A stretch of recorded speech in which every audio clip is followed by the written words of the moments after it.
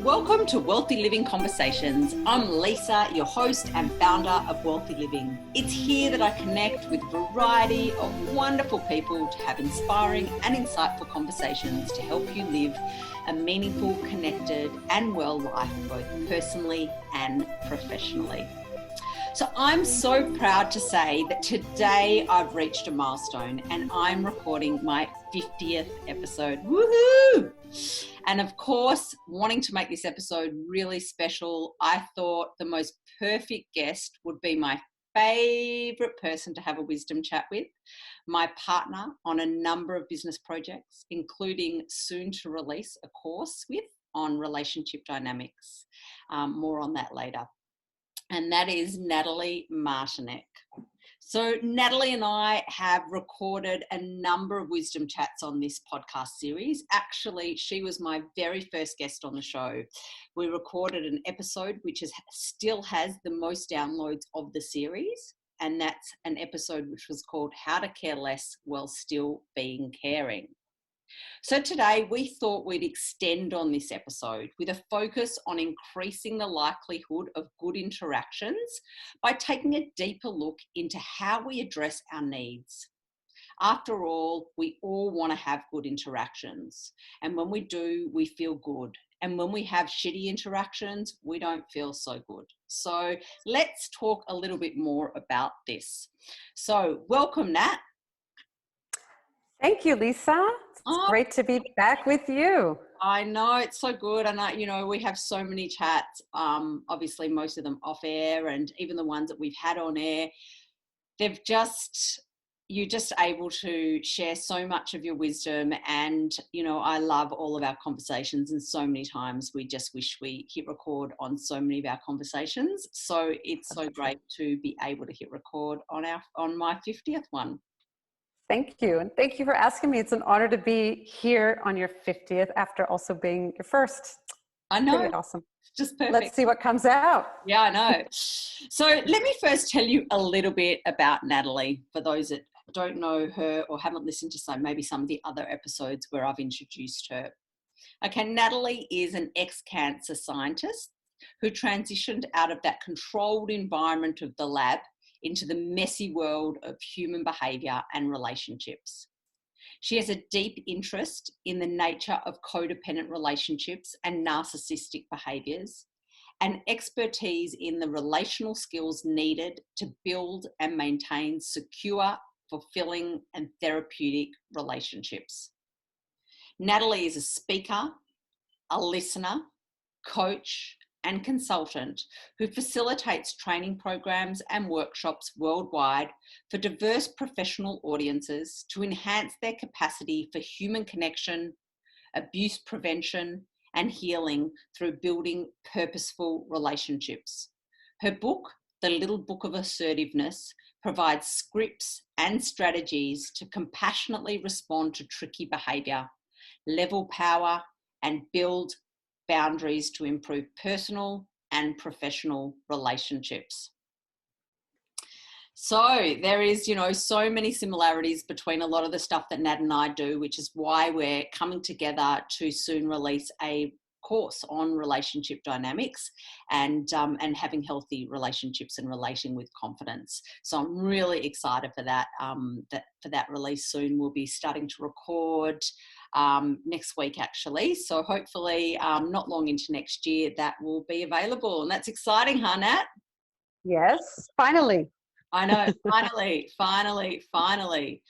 Okay, so let's get on to today's conversation about addressing our needs, because that is something that, so many people, when they feel triggered and are challenged, it's because they have unmet needs, or we have unmet needs. But the problem is so many people don't take the time to really assess their needs, their physical needs, their emotional needs, and their mental needs.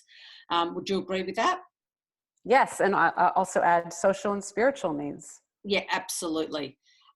So, a lot of people, and in theory, when you go and maybe even put a Google search into, a human's needs, the Maslow's hierarchy of needs model will come up. And I know you and I have had a few conversations about this model, and I know you've got your own thoughts about it. And I'm wondering if you can share a little bit with the audience, the listeners, about the model, what it includes, the good things about it, and maybe some of the things where it's a bit limiting, or some of your thoughts on it. Yeah, I mean, whoa, there's so much to say on this model alone. So um, there's a history behind this model that actually comes from Indigenous communities in Canada that depicts their version of community well-being in a teepee, so a triangle. And I believe Maslow had some interaction with this group, and I imagine was inspired to create his version, which is really about an individual's needs rather than a community-centric approach to recognizing that we all, a collective way of looking after each other. So basically, he structures our needs into 5 different dimensions, and it would appear that there's needs that are maybe more important than others based on this hierarchy that has been placed. The great thing about it is it acknowledges we're humans and we have needs. And when these needs aren't met, we're going to have some problems. We're going to get sick. We're going to have problems in relationships. We're going to have problems managing our lives, and to be able to express ourselves in the way that is meaningful and valuable, and a way that is contributing to well-being of others. So the 5 different levels, the very bottom are physiological needs. So eating, drinking, moving, breathing, resting or sleeping, excreting, which isn't really added there, but I think we'd have some problems if we're not able to excrete.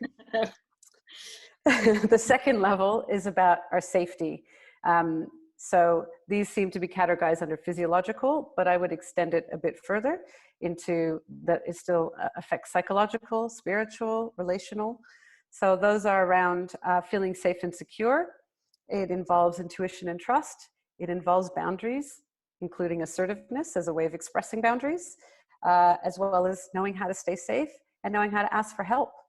So those are under the area of safety. The third level, the middle level, is about belongingness and love. I would think of that as connection. So this is about relationships, the quality of the relationships we have, not just with other people, but with our environment, with nature, with any concepts of the divine or God or the universe or whatever it is that is meaningful to the person around connection. The fourth level is around esteem. So it's a sense of feeling accomplished. It's our status in society or status in a group. It's the way we use our mind to make sense of things. It's gaining insights about our behavior and what drives us to act in certain ways or to react in certain ways.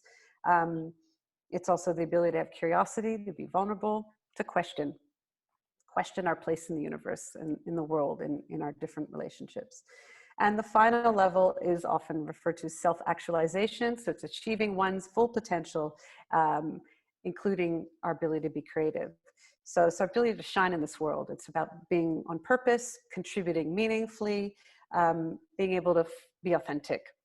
And so the way it's depicted is that we have to fulfill the things at the bottom, the needs at the bottom, before we can access our ability to self-actualize. And so and that's one way of interpreting it. I don't know if that's how Abraham Maslow wanted us to interpret it, but that's the way it seems to be interpreted because of the way it's structured. So yeah. I'm going to throw a few different wrenches into this. Is that okay? Of course it's okay. Okay. So as COVID pandemic has revealed, especially around essential workers and those working in healthcare environments, that when their safety needs are not met, there's chaos, and it leads to the moral injury and the distress and the trauma that they've experienced in feeling like the authorities haven't looked after them, that they're being exposed to this potentially deadly virus, and expected to fulfill their role as healthcare workers without being adequately protected. So what we're realizing is that safety is actually probably the most important dimension around this time. That if we don't feel safe with another person, if we don't feel safe in our environment, it doesn't matter if we're hungry or thirsty, we're going to be in a constant state of threat. So if anything, safety is a foundation of our sense of safety and security and threat, is determined by our past traumas, past experiences, wounds, as well as our current environment and interactions that we have. Feeling safe with another person to ask for help, to disclose that we're in distress, to say, I need protective equipment in order to do my job, and feeling worried that if I ask for these things, I might get fired, I might get shamed, etc. Yeah. So that's one thing I'm going to raise about this idea or notion of a hierarchy. Yeah, the and other thing, before you go on to the next thing, let me just say something to that. I think that what's really good in highlighting that safety is that foundation is because, you know, people think of safety being the most important, like in a responsive emergency situation, or it's always like safety first, you know, when you look at Dr. ABC, you know, dangers, response, you know, when you're looking at a situation where there's real danger. But people don't necessarily equate safety often to those things outside of the physical environment or their physical safety. And they don't think of things like you just brought up, like the trauma and things that can lead to feeling abused and their needs not necessarily being filled on the levels of outside of just the physiological or physical levels. So that's a really, really good point to make, and for people to understand that the foundation, the safety foundation, extends beyond just the physical environment. And yes, thank you. So that's a thing we could say probably about every dimension, that they're not these discrete dimensions, that they actually interact with each other. They're interdependent, and not one is more important than the other, that we actually need all of it. Like it should be maybe in a circle where all levels are equal or equitable, that we rely on, each relies on the other, because we're not compartmentalized people. The way we express a need will have a bearing on the experiences we have in our relationships, the experiences we have with our environment. So by couching safety needs as only physiological, we're missing out on the fact that we need psychological safety with each other in to work as a team, to work in a relationship. We need we need emotional safety. I need to know if I can trust this person to open up to them, even though they say I can. Can I actually? What is my intuition telling me about them? What are my past experiences telling me about my ability to trust them? And there's this notion of spiritual safety as well, which isn't often talked about. Again, it's being in a community of practice where we are going into these deep spaces of visiting our unconscious content. And is it safe for me to do this? Is that leader safe for me to take me into this space? Yeah. So it extends well beyond our physiological needs, and so same with our belongingness. It's well beyond how others perceive me, because who tells me I can belong? Someone has to invite me in. Someone has to make space for me to belong. So what this model doesn't talk about is the inequity and inequality that is our society, that is our many cultures. It assumes that we all have the capacity to self-actualize, when we know evidence tells us that's not the case. In order for us to self-actualize, we're likely needing to conform to a dominant culture, into a dominant way of being. And it's a lot harder if we don't have white skin and if we're not male. And there's tons of data now around this. So this model isn't looking at the context that we all exist in. It's assuming that we all have the same privilege, that we're all equal, and that everyone is able to treat each other equal. It's not a relational model. It's suggesting the individual should have the capacity that if they meet all these needs, that somehow they're going to be able to express themselves. But you have to be invited in to be allowed to meet those needs a lot of the time within the cultural context that you're in. Yeah. So because of that, it would be a mistake to look at this model and go, oh, this is all I need to do in order to achieve my fulfillment and to self-actualize, when not necessarily. Yeah, and that I think also comes back down to, really knowing yourself, your circumstance, the environment that you're in, the people that you're surrounding yourself with, your background, your privilege or your lack of. So I think it also comes down to that discernment piece of being able to, for some people, the way that that Maslow's put this hierarchy of needs is going to work just fine. But for a whole lot of other people, it's not. And that doesn't make it good that it's so inequitable. And I think it's a really important point to make that it isn't equitable. But the sad reality is, for some people, this model, and generally, like you said, the white male, it is probably going to work relatively well. But I think that it also enhances the point that you made in the beginning, and that's that safety is that foundation, because this model doesn't work if safety isn't adequate. Mm. Yes, you need to feel safe and secure in your world. And lots of people exist where they don't feel safe and secure in this world and in their relationships, but somehow they pull on other resources within themselves and from other people and from around them in order to survive, which might tick the boxes of some of these other dimensions. But if the approach they're taking is their survival above others, then there's going to be some collateral damage with other people in order to meet their needs. So another aspect of this that Maslow doesn't consider is how, if I'm going about meeting my needs in order to self-actualize, am I, in the way that I'm doing it, am I oppressing, or am I participating in maintaining an inequality in certain relationships that I have, or with me, with society at large, or me within my cultural context? Yeah. Is how I'm meeting them perpetuating an inequality?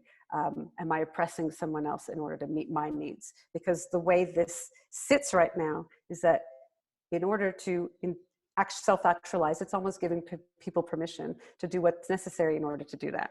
But if we have a guide, an ethical guide, then we know, well, maybe the way I'm going about it, I need to assess risks and potential harms. And we don't always like to think about unintended consequences of our actions, but I think we're in a time where we need to be more accountable, and this doesn't have accountability attached to it. Yeah, absolutely. And I think it, you can relate it in a level, like a high level like that of, the greater population and all the different groups of people, and, how much oppression or harm we're causing other groups of people while we get our own needs met. But we can also look at exactly that same principle on a very day-to-day level in your own family unit, in your classroom situation, in your, your work situation, your intimate relationships, like your friendships. So there's so many levels that even taking it out of the diversity of a population, it's at what expense are you going to go to, and the expense of others, in order to get your own needs met. And what am I sacrificing? What are you? Yeah, and what not are you sacrificing for yourself? But who else are you sacrificing in order to meet your needs? And that's that fine-tuned balance, isn't it? Because, like I said in the beginning, so much of the time we, as humans, are triggered or are challenged or suffer because our own needs aren't being met. And so we have to work out a way to, how do we meet our needs so that we do flow with life more easily, so that we do have more joy, and therefore having more joy and more inner peace, we can maybe come to our relationships with more kindness and care and compassion and understanding. But how do we do that? Well, we're not necessarily harming physically, emotionally, mentally, spiritually, anybody else or any other group of people. And so then we come to that, I suppose, conundrum of like caring for my needs compared to caring for other people's needs. Yeah. Or caring for my needs and then looking at that in a context. So if in my caring for my needs, how am I going about it? And without overthinking it, it's not like questioning everything that we do. We have needs, but sometimes, a situation calls us to make choices that can have a bearing on someone else or a number of people. Can I live with that? Is that something that aligns with the way I go about it is aligning with my own ethical principles and values? Yeah. So those are questions that I think are worth asking in how we look after ourselves and how we care for others as well. Yeah, which is then really coming back to that idea, which I bang on about all the time, of, really getting this solid core foundation of looking, well, what are your values, including your ethical principles, Mm. um, Yeah. and And and then making choices that are aligned with those. yeah, so I think the other thing about this model is that the question is, well, how are we going about meeting our needs? Who am I recruiting in my life to meet certain needs? And is that their role? What Yep. role are they playing? What role have I put them in, or they've put themselves in because of the family dynamics that they're used to being involved in?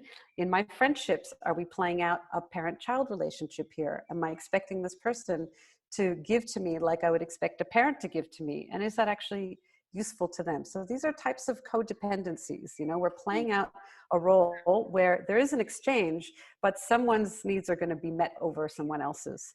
So in society, there's lots of ways that we go about meeting our needs, but in types of code, there's, I think, everything's on a spectrum or a continuum. Yes. So sometimes we think about others' needs first before our own, because we can have this impression that, oh yeah, I'm already meeting my needs. I don't need anything. I'm strong. They're weaker than me. They're sicker than me. They're less than me. So they need me more, or they need something from me more. And if we have this perception about other people and our identity or a role in their life, then we're always going to be considering other people and never ourselves. And eventually we're going to develop these resentments. We're going to develop expectations that if I'm willing to do it for them, they should be willing to do that for me. But we have a codependency where they're reliant on me to provide their supply, their energy supply, their resource supply. And there has never been an agreement that they would do the same for me. But Yes. if I have that expectation, I'm going to get pissed off when they don't meet mine when it's my turn. Yeah. So that's, I suppose, we're looking at it now, making the assumption in the beginning that, okay, so, by looking after, we've kind of now flipped it of not just looking at our own needs ahead of other people that could cause harm to others. We're looking at what a lot of people do, and that's that they spend so much time caretaking other people's needs or other people's perceived needs, and then don't address their own. And that, I suppose, like you said, really can cause conflicts within a relationship, because like it's not agreed upon that they're going to behave or make choices the same way you are. And us and I think a lot of people fall into the trap of having a belief that the more effort that they put in, it will guarantee a better relationship. And that's just not true. I mean, it's important to put in effort, but it doesn't guarantee that if you keep doing something for someone over and over again and you're there for them continuously, that it's going to guarantee a better relationship.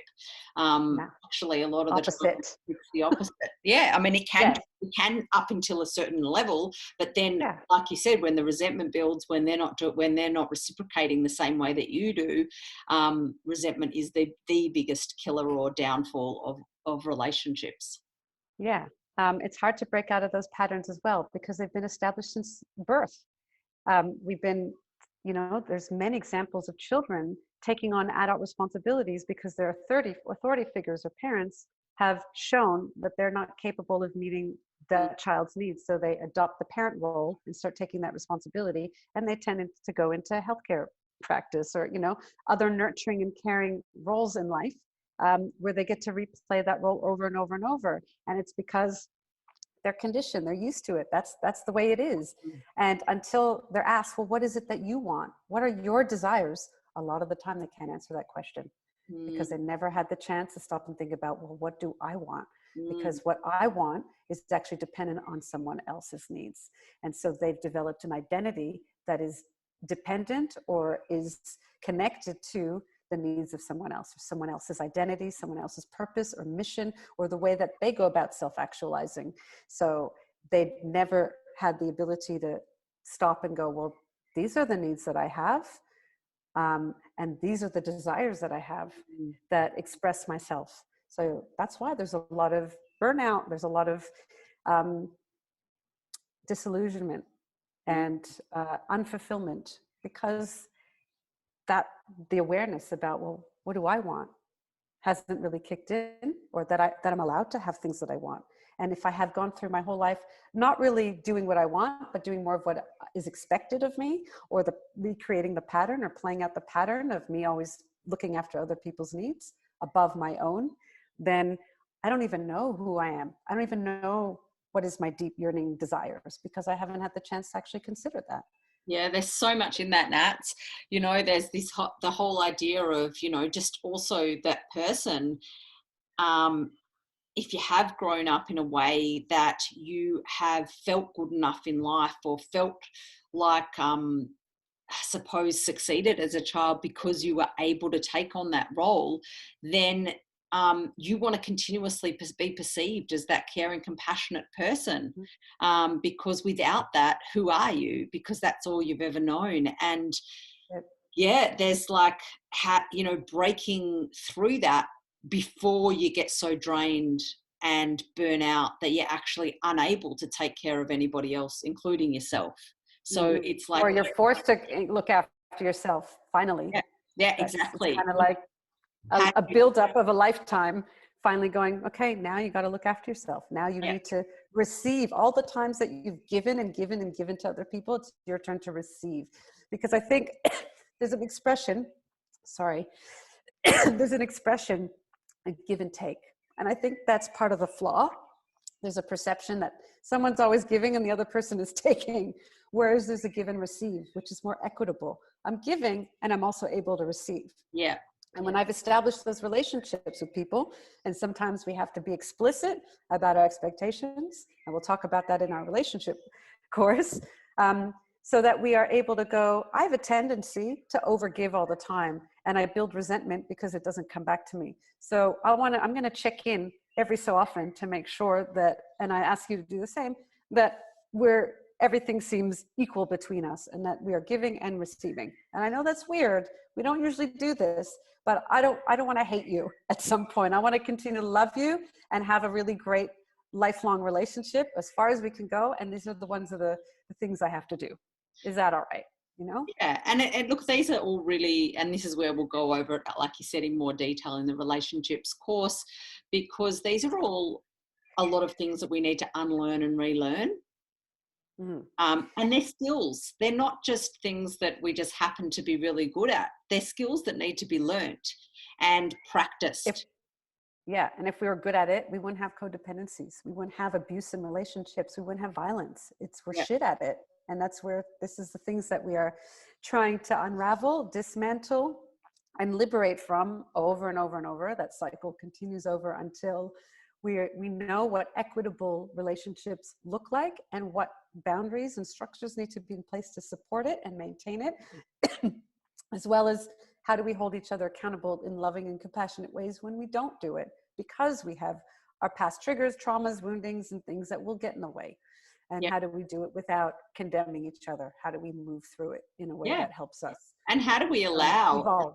And how do we allow the space? Like if somebody is that person who is that continual, I suppose, more person that gives more than they receive, and they actually fill their own tank until they're so drained. But in the beginning, they feel like they're filling their own tank of feeling good and feeling important and feeling like they've got a place and an identity, but not realizing that at some level, everybody deserves that feeling of giving to another. And so by taking that space up in a relationship, whether it be a work relationship or a personal relationship, you're not actually giving the other person that opportunity to give as well, so that you take that receiving role. And I think that's the equitable thing as well, like actually giving each other both those opportunities to play both roles. Yeah. I mean, when an example that comes to mind with what you just said is friendships where one person in the friendship happens to be a sort of therapist, counselor, kind of caretaker type. And in the friendship, when one friend has the problem, the there's an automatic assumption that the therapist person will just play out their role and provide that support. So they're always expected to give, give, give. What ends up happening is when that therapist role person needs support, the other person doesn't know how to give it because they feel inferior, because like, I can't do for you what you do for me. And that remains unspoken. And so that person who's always giving doesn't get the opportunity to receive, because they always played out a role of problem managing with that person rather than listening and going, I don't know how to help you with this right now. I'm here for you. Let's hear your understanding of what's going on for you. Let me help you explore this so we can each get a deeper understanding of what is happening. And that is a way of maintaining this equality rather than I'm stepping in this role and I'm going to be this expert and provide this expertise for you because that's what I do in my job, or this is what I naturally do because I'm that natural caretaker because of my upbringing. So it's not that there's an opportunity to receive, it's that we're not really great at receiving because we're too good at being amazing for other people. And it creates that imbalance, or it maintains an imbalance. Yeah. So perhaps we or you could redefine what compassionate, good person actually means, and realizing that boundaries are being a good person, not necessarily there for just being like resisting, like a resistance, that actually that having boundaries and setting boundaries and not just being a giver all the time is actually a good quality. So maybe you can just talk through that a little bit and redefine your take what a compassionate good person actually means. Whew, I feel like that's a loaded question. All right, well, I'll begin. I'll try to answer it as best as I can. And I'm going to draw on my cultural roots, my cultural tradition and wisdom and ancestral tradition from, our Jewish tradition. Yeah. And coming through the Kabbalah, which is the oral tradition and the received wisdom. Sorry to be on the spot, Nats. Yeah, that's okay. So one of the ideas that has come into mind around compassion is that it's a balance of opposites. So on one hand, one side is always giving, and the other side is creating a restriction or a restraint. So we need to balance these two opposites. And I see compassion as generosity with boundaries. If we have no boundaries, we're always giving. We're going to be rescuing people from their suffering and their emotions when it's not a life and death situation. Life and death situation has their own rules, but for the majority of the time, it's not a life and death situation. It's not an emergency, but we treat it that way. And so when someone shares a problem, we try to fix it. And we don't let them have their experience. And so that's this kind of generosity that is almost toxic because it prevents them from having their experience, giving them permission to just feel your feelings, and then creating the circumstances so they can get a deeper understanding of what's going on for them, which is empowering for them and tapping into their resourcefulness, and which is confidence building, empowering, and that you facilitated that. It creates that intimacy in the relationships. There's so many benefits of not jumping in and rescuing, trying to fix because I'm so uncomfortable with the suffering they're experiencing that I'm doing it more for me than them. So that's the self-restraint stuff. So I'm like, I'm feeling uncomfortable with this emotion they're showing, but I'm going to sit here and hold space for them because this is not about me. This is about them. So that when we talk about self-restraint, that's a boundary. I'm going to put this boundary in on myself because I'm going to wait and see what emerges from them and from this moment together. So that's what I call compassion. It's having also wisdom and discernment to know what the right action is that isn't going to undermine them and create an inequality between us or perpetuate an inequality between us. That I have to trust that they have some resourcefulness. They may not have the answer, but I definitely don't have the answer. So let's see what can emerge from the collaboration between the two of us. That is going to be not only just for them, that I'm going to receive something from this too. Because when someone has a problem, there's some relevance to me in something that's going on in my life. There's this kind of economy. So I need to also be receptive to what emerges from them. Because if we think we're the caretaker and the expert, then we're never going to learn from someone else. It's going to be hard unless we go, oh, you're an authority enough that I can now trust and listen to, and I only want to receive from you. When we can actually receive from so many people at any time if we're receptive. So that's my idea of compassion, is generosity or love with boundaries. I love it. I love it.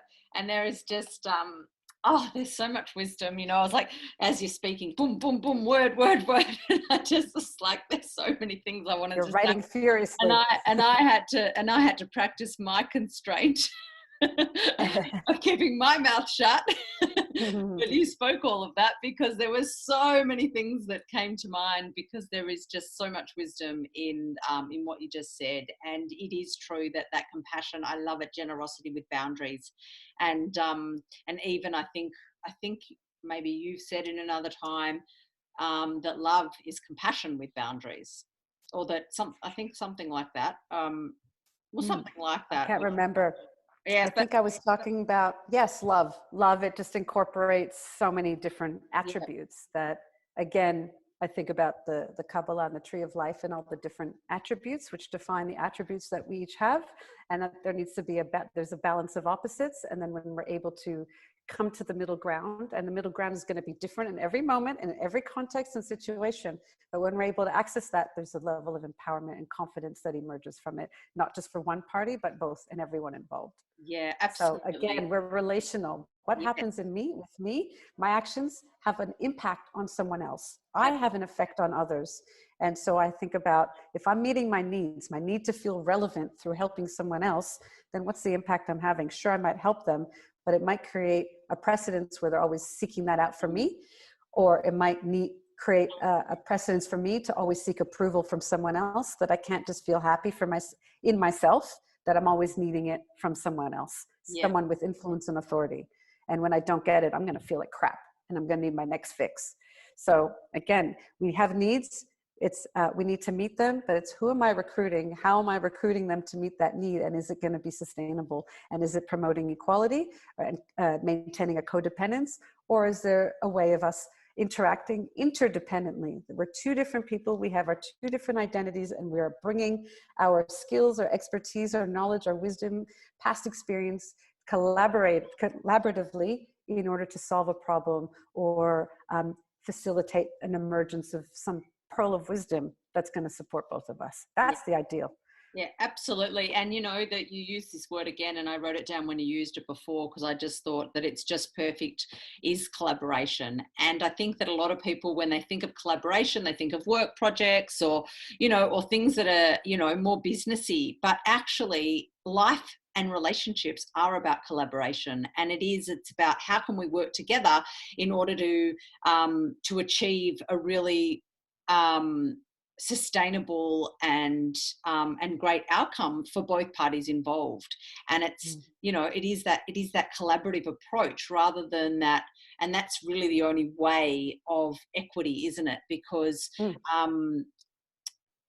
when it's not a collaborative approach, there's generally some sort of a hierarchy of inferior and superior within a situation. And yes, there's no doubt about it that in certain situations, one person may have more knowledge or more wisdom on a specific topic, or more experience on a specific topic than somebody else.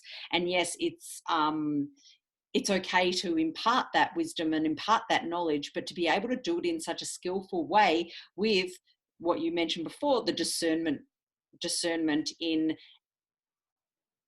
communicating in a way that that feels collaborative, that doesn't just shut down somebody's feelings, that gives both parties the opportunity to express how they feel and what their needs are and what they want to achieve and what they're feeling. So yeah, there's and yeah, just to throw another thing, when we're talking about equity, it's also acknowledging our relative privilege. So if I'm with a person, as a Jewish woman, I have my level of privilege and my level of oppression and history around that. And then with a different person as well, I'll have that. So it's being aware. So it's bringing that awareness in the moment of, like, what is our perceived status in society based on our skin color, based on our educational level, our socioeconomic status, all these different things, because we are not coming into a relationship as equals, unfortunately. So we have to do the work to create that equality, and in the way that we meet our own needs, in the way that we support each other's meeting of needs. And we can't do that if we just assume, we don't consider the history and the context that we're all in. And again, that's not part of Maslow's. I just want to say one more thing about Maslow's is if we try to meet every single one of the needs on that list, it's not going to be possible. So I think a better way of looking at it, or an economical or efficient way of looking at it, is what is the problem that is my priority problem right now in my life? Yeah. And based on that problem, I'll go, what dimension is my problem in? And often it's in the safety area, and it's probably around boundaries and assertiveness in order to express my needs in a way that doesn't impose it on others, but lets people know, no, I won't be able to do that. And if I need to, here's why, or here's what I can do instead, or no, can I get back to you? That sort of thing. These are assertiveness skills about expressing our needs in a way that it will be received, or more likely to be received. So it's noticing what is the big problem that is a priority for right now, what dimension is that problem in, and there's a set of skills that, this is an adaptation of the model that was developed by Eva Migdal, who we both know, in her own coaching, her peer coaching model, and basically breaking down each dimension into a set of skills, because we're trying to create better habits of relating and of meeting our needs that are sustainable and nourishing. So if my issue is in safety, then some of the skills are asking for help, staying safe, boundaries and assertiveness, trust and intuition, and physical protection. So those are some examples of skills. So I'd be like, what is the skill that I need in order to exert my level of control to restore a sense of balance back into this situation? Yeah. And it's a very empowering process if we know how to do it. So whereas the way it's presented, it would suggest that we have to somehow be well fed and slept, and then we'll be able to climb the ladder. And that's not exactly the way life works. No. But the way we're able to deal with that one problem, the skill that we express to resolve that one problem or to address that problem, will have flow-on effects in other parts of our lives as well as in our relationships. And we'll be asked to have to express that skill in a different way with a number of people. Because the problem isn't just this one thing, it's alerting us of what's not quite right in a number of places in our life. So if I address it in this one situation, I'm going to gain the confidence to be able to address it in, similar relational dynamics to create more of that equality, if that's what I want. Yeah, absolutely. And, everything does have a ripple effect. And if you are listening at the moment and you're thinking, well, that's all great, but it seems so difficult to, I'm not practiced at this. I think in the beginning, it's about really pausing and, pulling yourself up a lot of the time and just thinking about the situation, thinking about the circumstance, thinking about what your needs are in that circumstance that needs being met, and then what sort of actions that can be taken step by step in order for that, for those needs to be met, obviously, in a safe and equitable way. And over time, you won't need to pause as much because it'll be more practiced, and you'll be able to, the intuition or the wisdom that you've integrated, or the knowledge that you've integrated through the practicing, will become more natural, and you'll be able to do these things with greater discernment at the time without needing to pause and reflect as much as you might maybe now. Yeah. And that's only really available to people who are able to meet their needs in that way. So people need to have self-awareness, which is an area of esteem or mind, as Eva would call it. You need to have behavioral insights. So what is motivating these actions that I keep doing and having the same results? So you need to be reflective. And a lot of the time we're not able to do that, which is why coaches are amazing.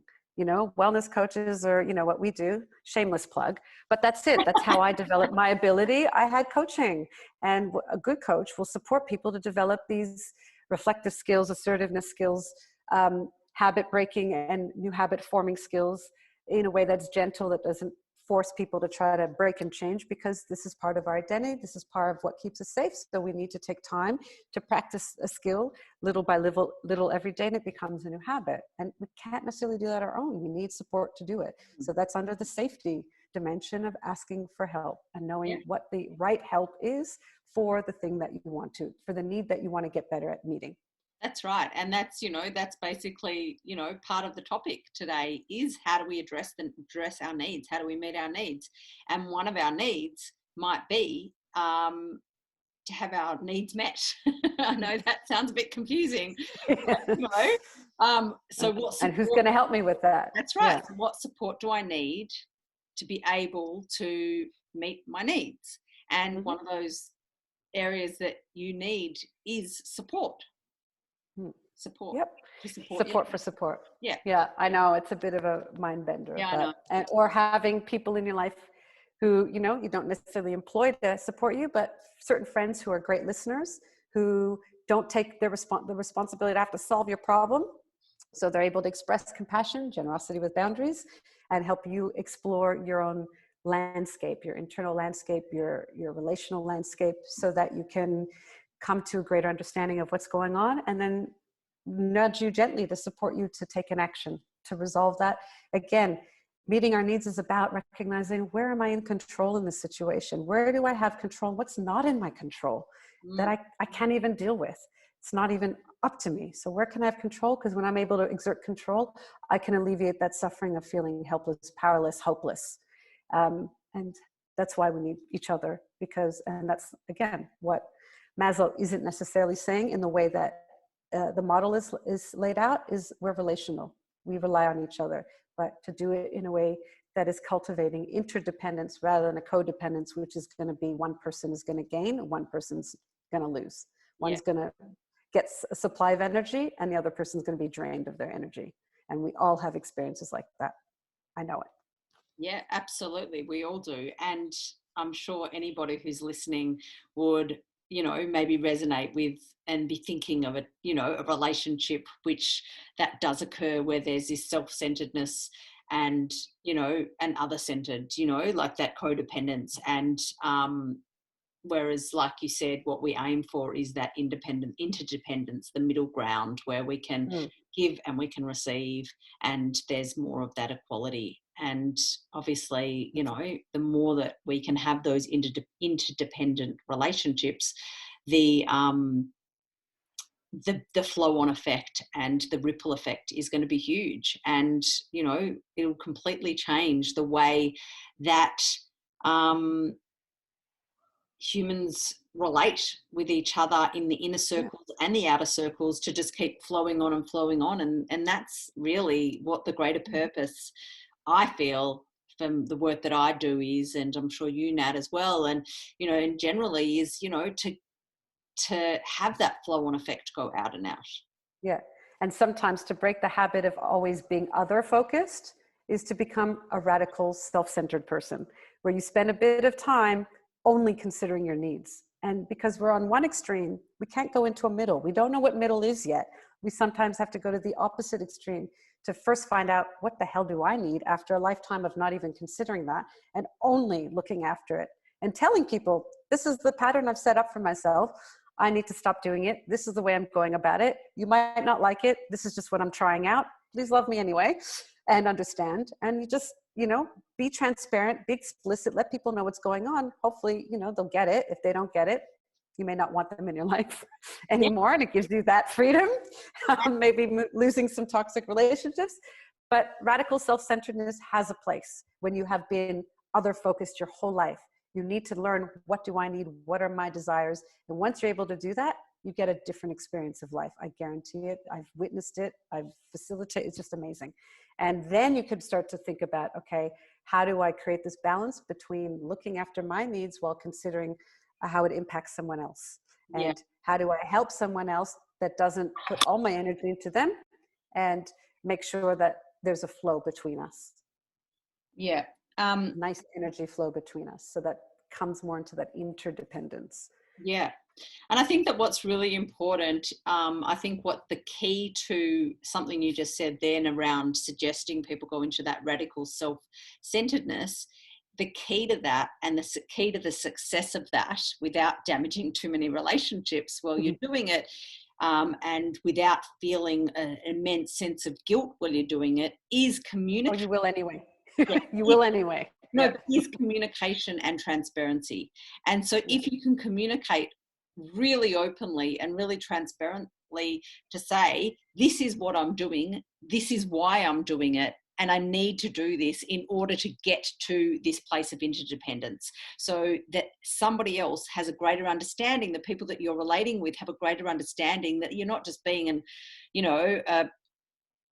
Selfish. an a-hole, Yeah. You only care about yourself, and you're like, yeah, I'm only caring about myself right now. You're actually not just this really selfish person, that you actually just need to go through this process in order to flip things so that you can then veer to where you want to get to. And pattern breaking. That's right. It takes some radical moves sometimes. That's right. So I think that as long as you're, number one, communicating it really transparently, and also perhaps putting a bit of a time frame on it, and I'm not saying that the time frame has to be, an exact number of weeks or exact number of days. It's going to be different depending on how long, your patterns go on for and how quickly you integrate things as a person. But, it doesn't give you permission to just do that for the next, 2 years.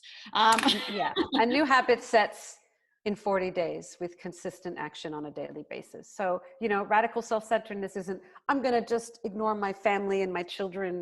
This is contextual, the way we apply these advice or this information. So it might be an hour a day where this is my time and this is all I'm doing, and no one's allowed to bother me. And if you bother me, these will be the consequences. And so it is untouchable. So it might be just that block of time, and you try it out for a 40-day period of time, and you make sure you have some support to be successful, like an accountability buddy or a coach or whatever. So it's like that. It's creating some structure when we have lived life without as much structure around the way we relate with others, because we've had this endless generosity without the boundaries, or with, a loose boundary or whatever. And now it's like, this is a strong boundary. It's going to seem harsh. That's just how I need to do this right now to break a pattern and form a better one. And then I'll assess after the 40 days and start to think about, how can I bring more balance to the way I do this, so that I'm now able to remember that I have needs and consider them when I make decisions. Yeah. And obviously, if you're living alone or on your own, it's going to be a hell of a lot easier. But if you are living with other people, maybe it's also really a good suggestion to maybe also invite them to give you feedback along the way and what's not working for them. And you may go, great, that's not working for you, but it's working for me, and I'm going to continue doing that. Or you might go, yeah, that's fair, that's completely valid, and you're right, that's actually really harmful, and perhaps maybe I can tweak it by doing this. How would that feel? And so I think that it's really important, if you are with other people, that you're also you're looking after yourself, and you might make this decision to be radically self-centered, but that you also perhaps invite feedback from those that you happen to be cohabitating with.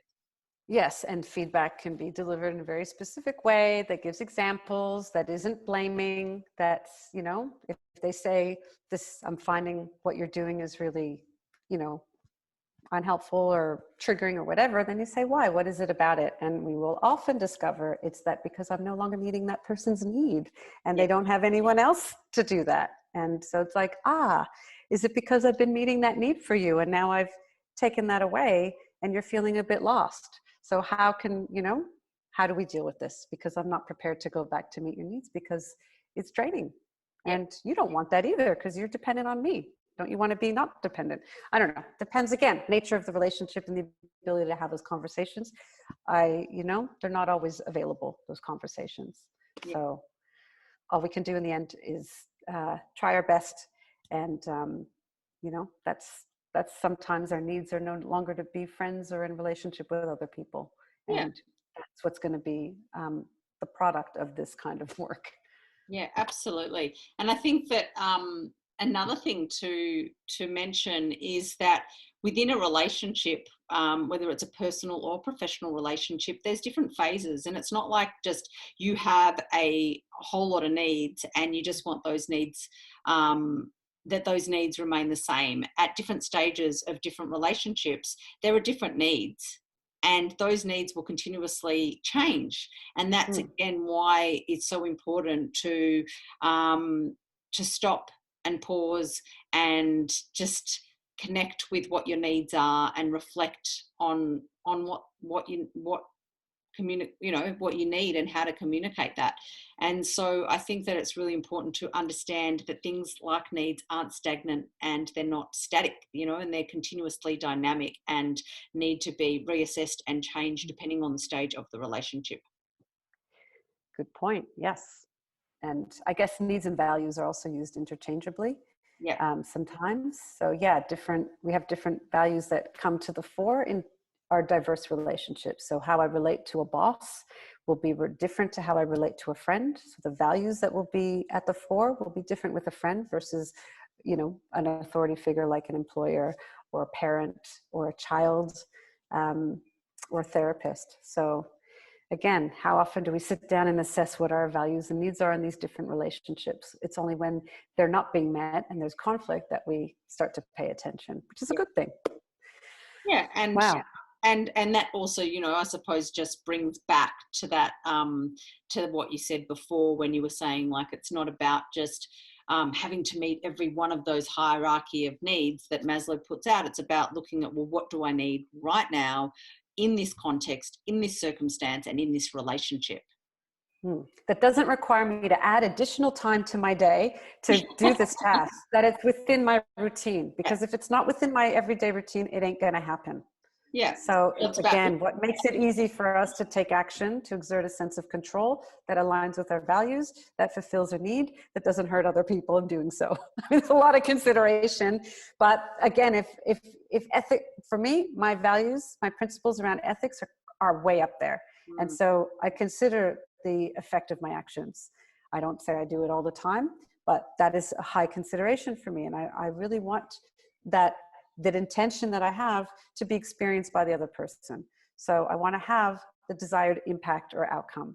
And yes, I'm not responsible for how other people receive me or their behaviors or anything like that, but I can do my best. That's how I hold myself accountable. Did I do the thing that I said I was going to do that aligns with these ethical principles and values? Then I feel okay in whatever happens next, even though it might be what happens next is conflict or whatever. At least I feel okay that I upheld my moral standards and wasn't a dick to the other person. And how they receive it and how they respond to me, again, is up to them. And, that's what relationships are about. Yeah, absolutely. Which is a whole set of other conversations that we will be having very soon. Yes, exactly.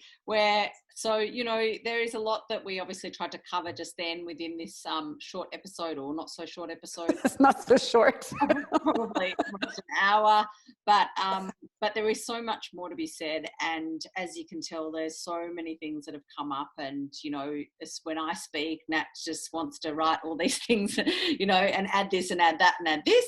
And when she speaks, there's a whole lot of words that obviously come to mind that I want to contribute to as well.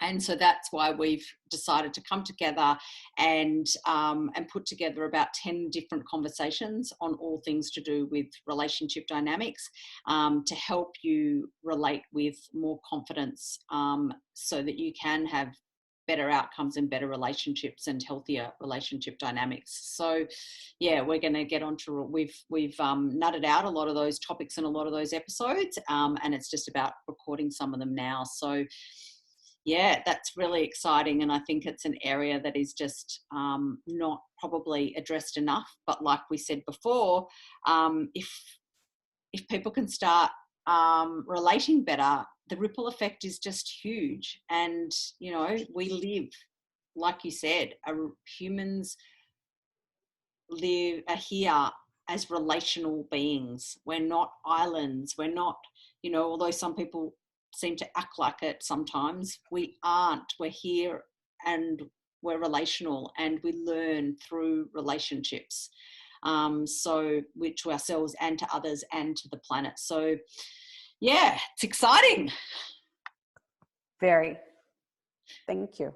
And when we do go through that, we'll go through a lot more of the strategies and scripts and ways to communicate needs and other parts of relationships. And Nat has written, like I said before, in her little book of assertiveness, there's a whole lot of scripts in there as well, which will make available for the workshop as well, and any other time, because it's on your website, Nat? Yes, it is. Awesome. So what's the website? Oh, my website is drnataliemartinek.com, and you'll find a link to the book, and it shows retailers from around the world, wherever you are. And and I encourage everyone to shop locally and support your country's local booksellers who stock the book, or you can get the ebook for your gadget, your device to have.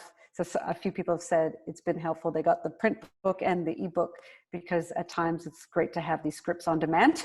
So they whip out their phone and go, oh, that's the situation that she's talking about. Here's some scripts. I'm going to give it a go.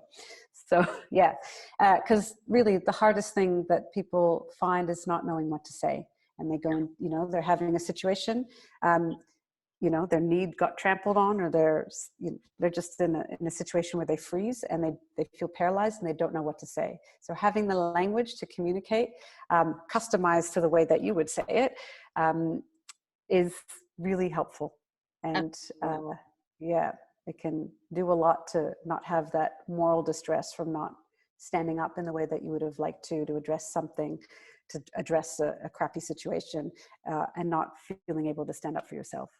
Yeah, absolutely. And it's such a great little book, and it's, it really does have those really good tips and little scripts, and you don't need to learn them off by heart like Nat says. It's just about putting them into context for yourself, but, just being able to read them and give yourself some practice at being able to look at how you can communicate in ways that are a little bit more effective, or a lot more effective, actually.